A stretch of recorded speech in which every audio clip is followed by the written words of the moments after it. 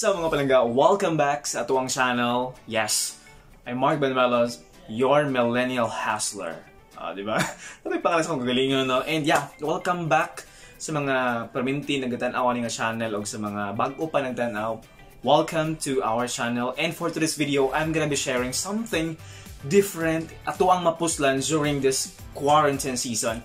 Especially kay murag pitus ng good kaayo, and most of us ay murag ka ng nag-struggle na ta na financially. In this video, I'm gonna be sharing 5 home-based jobs na may kita ka agad within 1 hour or the moment ka mag-start ka. So, I'm gonna be sharing the video right away. Yes, the first time that you can try, especially karon nga quarantine season, para maka-earn ka og extra nga kining kwarta diha na kay masipitan, is you have to do online business. A lot of my friends and a lot of my colleagues, kauban ako sa trabaho, uban ng mga teachers, they are into online business na they're selling online on Facebook and Twitter, and ang uban, yeah, they establish their own websites. So inana naka kining advantage karon ang kining online business, and pwede kayo siya i-try nga the moment mag-start ka within 1 hour pwede din ka makita actually ngano man.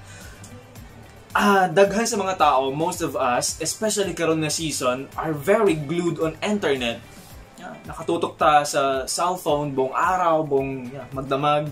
And yeah, the chances are very high na pwedeng or na kay makita na buyer sa imuhang product na i-offer or sa services nga imuhang i-offer right in front sa ilahang mga screens. In which, kung balikon sa inyo online business is very good thing nga imuhang sugdan para maka-earn ka og extra karong quarantine season. And number 2, pwede nimong i-try ang affiliate marketing. Sa may affiliate marketing?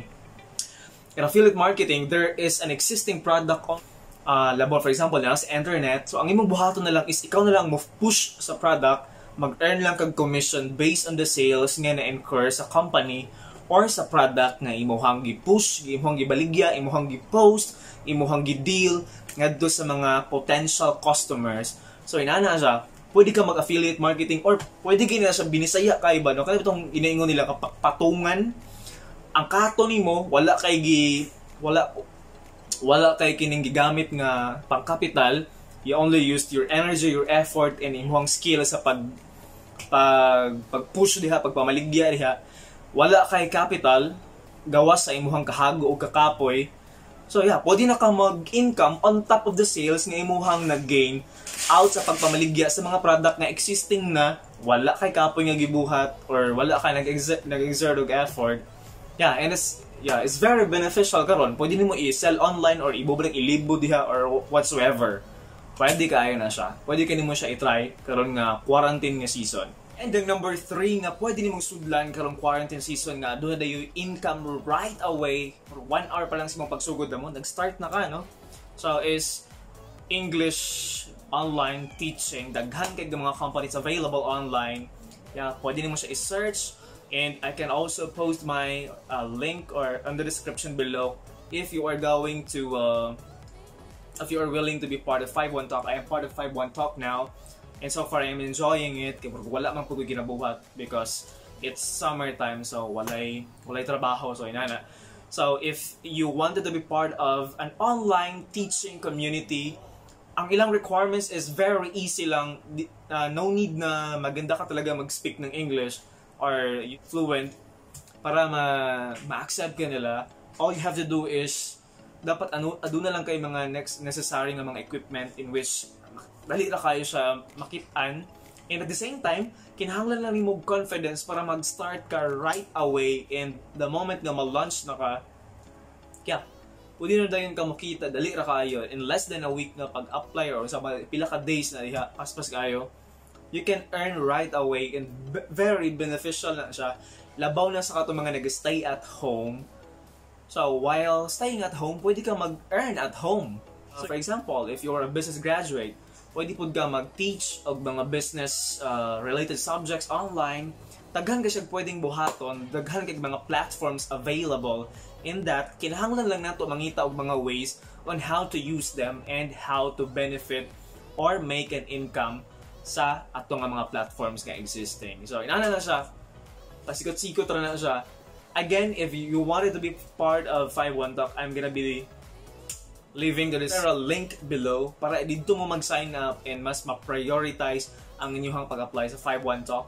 Pero dili lang sa 51 Talk ang gi-promote ha, kay daghan pa kay mga available na mga English online teaching ng mga opportunities na pwede ninyong i-grab, dili mo ma-stress, and at the same time, you are at the comfort of your own home, na pwede na kayo mag-relax, naka-shorts lang ka, naka-boxers lang ka diha, or wala kay underwear, but yeah, you're earning money.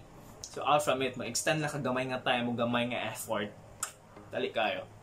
Next time, ngayon mong pwedeng buhaton number 4. Kini, pwede kayo ni kung ikaw ang tao na very skillful, you have this talent, you can do some home-based freelancing. For example, graphic artist ka. So, karon ng mga panahon na naghapoy mga nagapa-layout or nagapa-buhat o mga something na you can extend your services online.